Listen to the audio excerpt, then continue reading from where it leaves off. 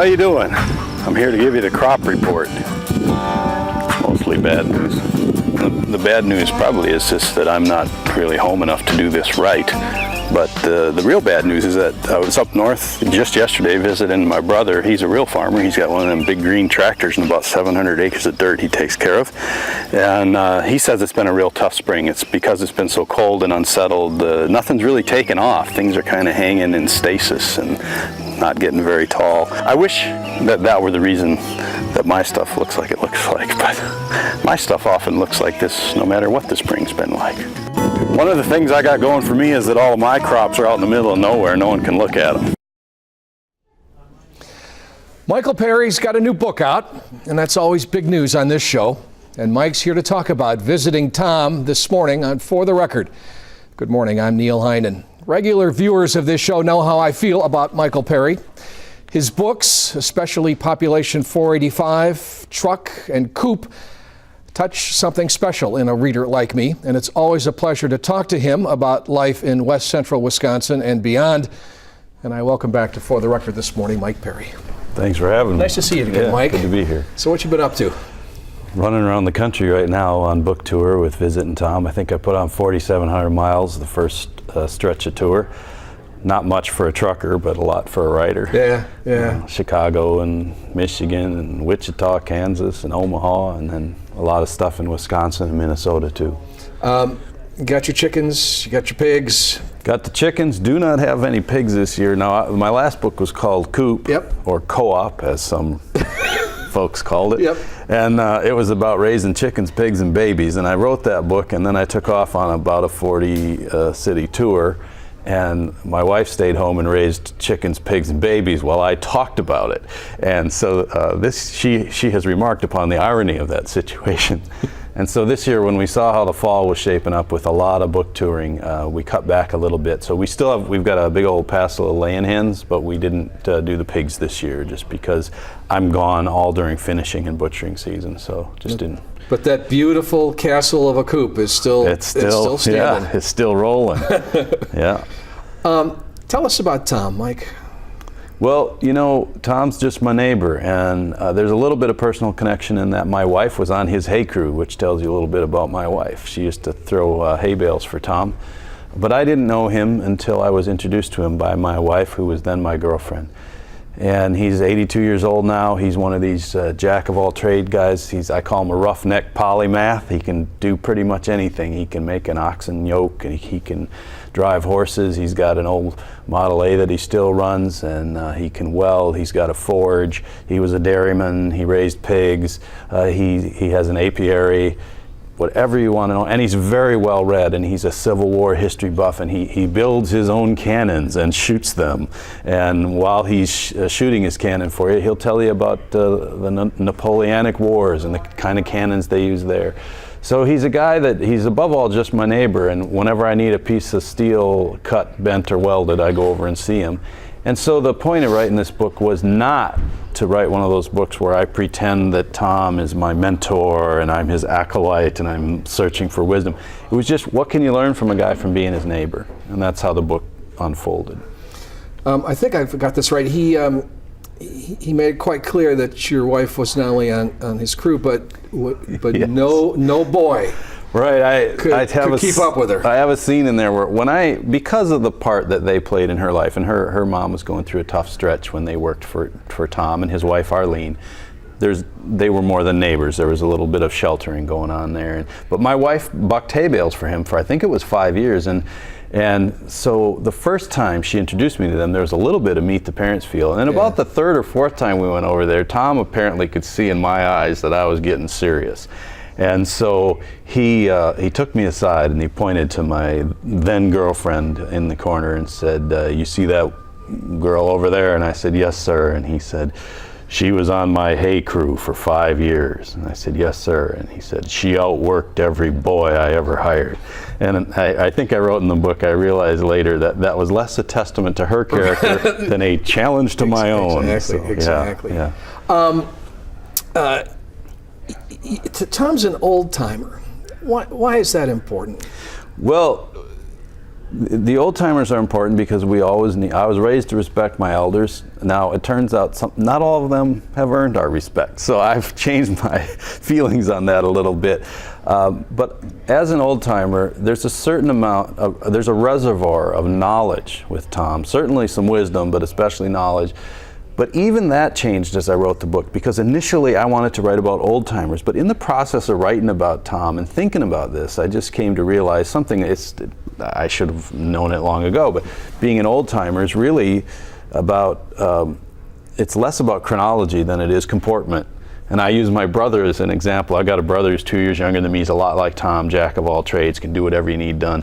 But man, he's been 73 years old since the age of 4. and he just, he moves at a certain pace, and he'd be glad to help you, but you're gonna have to do it at his speed. And so I think eventually what this book taught me is that being an old timer is more a frame of mind and how you carry yourself. I could never be an old timer. I'm too scattered.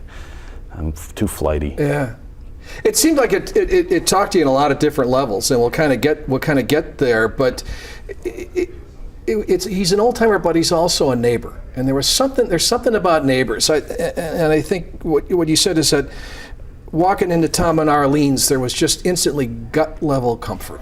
Yeah, that kitchen of theirs, I wrote about their kitchen in the book, and you just walk in there and you don't feel like you have to take your boots off. There's a chair waiting for you, there's a Skippy jar with some peanut M&Ms, there's a 3-legged dog on the floor, and you just start shooting the breeze, and that's how I was growing up. And again, I always want to be careful. I can get a little too nostalgic sometimes for something that didn't exist, and I have, some critics have used the word maudlin when they talk about me, and I'm the first to say, as a matter of fact, I use the word myself in there, that I'm prone to that. Sometimes I slide that way. But I also I think it was just this morning, saw something in some form of media that said it was the number of times that people actually have dinner with their neighbors, and what has happened to that over the last 30 years, and it's just dropped off a cliff. And one of the great pleasures for me is to take my little daughters and my wife, and we go over and we just bring some pork chops and we have dinner with Tom and Arlene for no reason other than to just visit. And we don't have any big news. We didn't, plan a big dinner. You just sort of show up with whatever you've got. And there's a level of connection there that I think is important, and it makes you care about a wider spectrum of humanity when you don't just hang in your cocoon. These days, it can sometimes feel forced that we need to get to know our neighbors because the divide just seems to keep growing. And I mean, and that's one way to look at it. We probably should, wherever we are, try to get to know our neighbors a little bit. But just the theme in this book of being able to go over to Tom's and basically just listen. Yeah, I mean, just converse. And again, I don't want to be a cornball, but the idea of visiting, as I say, which to me is a powerful thing. I grew up with that. The neighbors would just drop in, and you'd shoot the breeze, and you'd talk, and you'd catch up on current events. And let's be clear, there's also gossip, and there's minutia, and there's silliness. It's not all about sitting there extracting wisdom from the elder. It's like, no, man, he's talking about so-and-so who never paid their bill 30 years ago, and he's still a no good such and such. Yeah. And he's telling you, sometimes he's telling you the same story you've heard 4 times, but you don't care because you want to hear it one more time. And but yeah, there is at some point then a personal connection that transcends politics, it transcends other issues, and I think it's essential if you're going to make things hang together. But you can't force people to do it. I don't believe in, like, even my books, sometimes people say, well, are you trying to tell us? I go, I'm not trying to tell you anything. I'm just trying to tell a story, and if you draw conclusions from that, great. Well, I hope we have time to talk about highways and parenting and a lot more, and we're going to try to get to it when we come back right after this.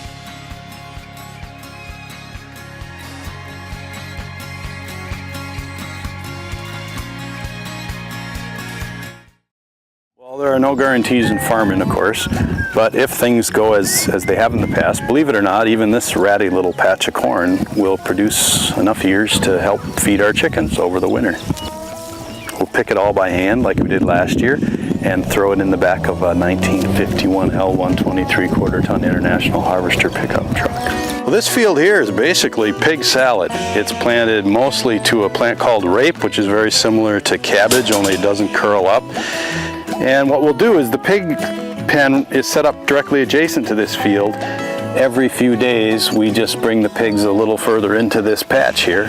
They'll till this all up and they'll harass the quack a little bit and they'll fertilize it. They get fresh garden greens and they get fresh dirt to dig in, and so it's a great way to get this field back and running.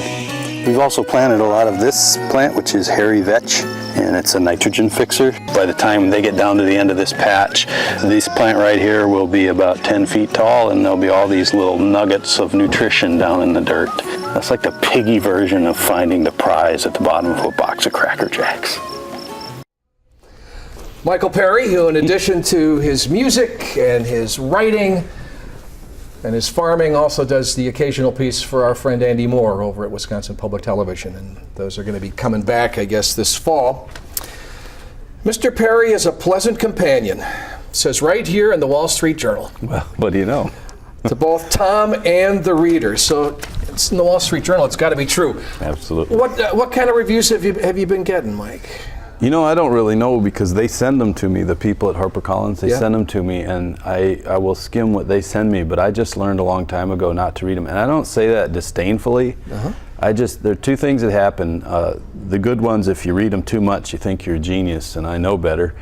And the bad ones bother me more than they should. It's hard to admit, but they can ruin 2-3 days for me, and there's no point to that. It's silly. It's a free country. People can say what they want. So I pretty much stay away. Someone sent me an email the other day and said, I just want you to know that that person who gave you a 1-star review on Amazon, I went back and told them they were wrong. And I said, you know what I really preferred was just not to know there was a 1-star. It's part of the deal. And I'm so grateful to even be writing and out there in there swinging, as it were. And people have as I said, that people can have their opinions and they can express them, and that's fair enough. There's no whining in writing. In the last couple of books in particular, you've mused on traveling and touring, and whether it's and writing, but kind of taking time away from the family and the farm, and you've been pretty out there about trying to balance all this. You getting any better at it? I don't know. I did have, after Coop came out, I wrote in there about worrying about if I was gone too much, but that's how we make a living. Our little family, me writing books and magazine articles and speaking and performing with my band, and then my wife teaches yoga, and she sometimes teaches part-time at the university, and she's raising her kids, and she was up until just recently homeschooling one child, and we have one child in a charter school, we have one child in the straightforward, they're both public schools, but one is in the local school. And she's running everything while I'm gone. I just talked to her this morning, and it was all about just the home stuff that folks deal with. And so this lady wrote to me and she said, you should be ashamed of yourself. And I said, well, probably, but in this, specifically why?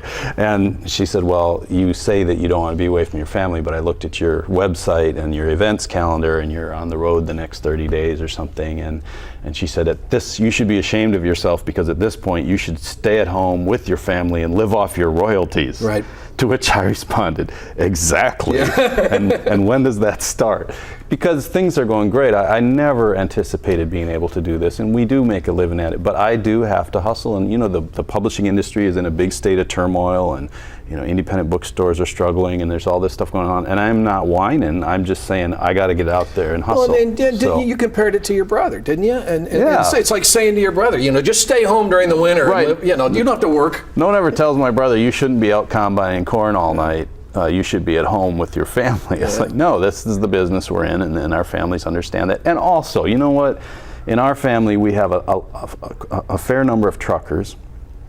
We also, in our family, have a number of cousins and uncles and aunts who are in the military. And we always think of our cousin Steve, who has just returned from his 4th tour in Afghanistan. He's a Marine, and he's got 5 children, 3 younger than my oldest. Yeah. So whenever it comes to talking about, life on the road is really tough, that's silliness. I'm privileged to be out here and grateful to be on the road, and my family supports me, and we are in this together. Yep. Your readers know that you came to parenting a little later than some, and that probably is some influence on the way you approached it in this book. But you let Tom kind of your views on parenting kind of come out through some of your talks with Tom. I tried. That's the one, I mentioned part of this book was not to go to him seeking wisdom. Yeah. But there were a couple of times where I couldn't stand it, so I just came out and asked him for advice. And it was always a complete flop. And the one was when he too has 2 daughters. So I thought, Tom, man I admire, his daughters are grown up and they're doing fine. So I came right, and I just said, Tom, what advice do you have for me as the father of 2 daughters? And about the first 3 things he said were completely unprintable. Right. And the 2 that were kind of printable I put in the book. Right. But he was no help at all, frankly. But then he is, the other thing you learn about Tom, and this comes back to what you said about listening, is just, you find out with Tom, if you want to learn something, stop asking him questions and just sit there, because he'll get to it. And eventually he talked about, things quieted down, and he's just on his own said, well, the children are like visitors. You can't keep them forever, and they move on. And he talked about that, and he talked about a few of the things he wished he'd done a little differently as a father. So it happened eventually. Yeah.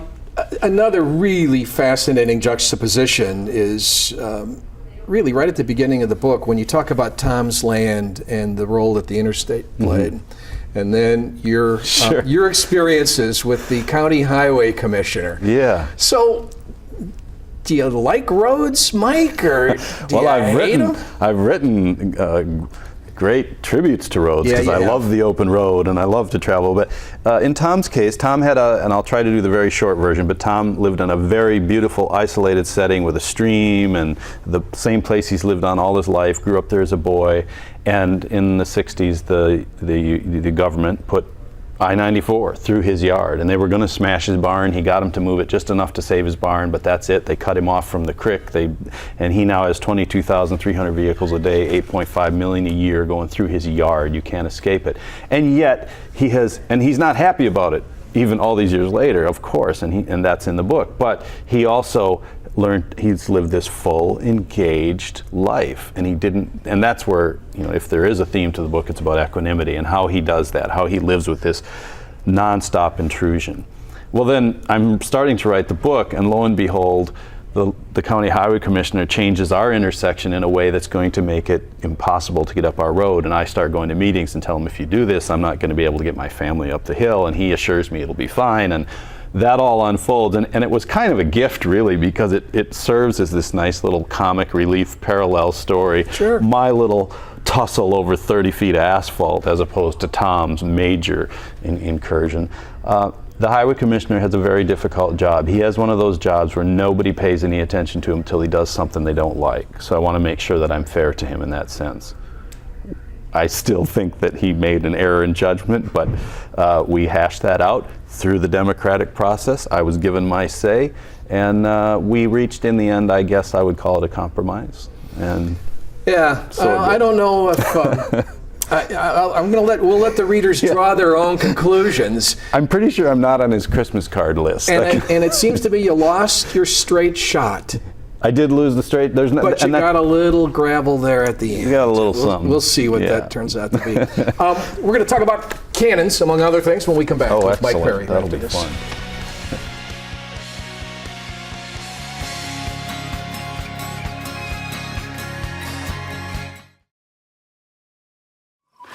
But we do what we can here, and I'm always happy. I mean, I was never happier than this winter, when the girls and I would go down and we'd shell out some of that puny corn that we grew last year. But it was our corn, and we fed it to our chickens and got nice eggs from it. So, the key with us is we set the bar low. That way we got a pretty good chance of winding up happy. I don't know, if you haven't read Coop, when you're done reading Visiting Tom, go back and get Coop, because you're going to love it. We're going to run out of time so fast here, Mike. But you got to talk about cannons, because it's an unusual literary device, I think, that cannons play such a big role in this book. Yeah, well, it opens with the cannon, and then of course, if you I forget, I'm blanking on the famous playwright, but if you introduce a cannon in the first act, it's got to go off by the third act. That's or right, something that's like right, that. yeah. So I followed that in this book. But Tom loves to build his own cannons. He's done it for years, and matter of fact, this is partly a plug, but honestly, I had a wonderful videographer, a guy named Dan Heinen, who does music videos for people like Bon Iver, and he came out with me, and we filmed Tom shooting his cannon. If you go to sneezingcow.com, the top post there has that video, and it's Tom talking about his cannons and shooting it. But yeah, he makes his own cannons. He loves to shoot them. He's got a giant target, and he loves to demonstrate. And he makes his own powder for the cannons, which is a slightly extra legal process, but it all works out. And he'll give you a history lesson while he's doing it. Really early on in the book, you write a sentence here. Sometimes I think maybe the only thing I've learned in this life is to simply inhabit moments like these. It's a pretty big statement, and you say it early, but it's about being at Tom and Arlene's and being in the kitchen, and I don't know if Jane was there, but you know, it was a moment that seemed really important. Yeah, I think we're all searching and looking, and you know, I came from, on the one hand, I was raised in a fundamentalist Christian sect, a very gentle setting. My parents are wonderful people. I now often describe myself as a bumbling agnostic with traces of amateur existentialism. Yeah. But truly, the one thing you realize, and it's a cliche but utterly true, is that this life is just whipping past us at light speed. And so I'm struggling, like I think everybody, to find a way to be in that moment and say, you know what, this right here, this is good, and I should soak myself in this. And that doesn't mean I'm going to stop trying to self-improve and still try to find the answer, but for right now, maybe just take a notice at what's good, and standing in the granary, sharpen my scythe, you know, with the sun coming in and looking out across the valley. Sometimes that's got to be enough, and when you think about the world around you and all that's going on, it's everything, that peace. And you do have a marked Pure Vate drive. I do, yes. I had a little trouble, and the long version of the story is in the book. But yeah. I had some trouble with trespassers, and I dealt with it in a way that drew on my background. We'll send people to the book to get the story behind the Pure Vate drive sign. Buy the book at sneezingcow.com. That's the best place to go to get a copy. That'll point you to independence and online sources and everything if you go there. Yep, sneezingcow.com. Mike Perry, it's always a pleasure. Thank you very much. We're going to come back and wrap up For the Record right after this. I appreciate it.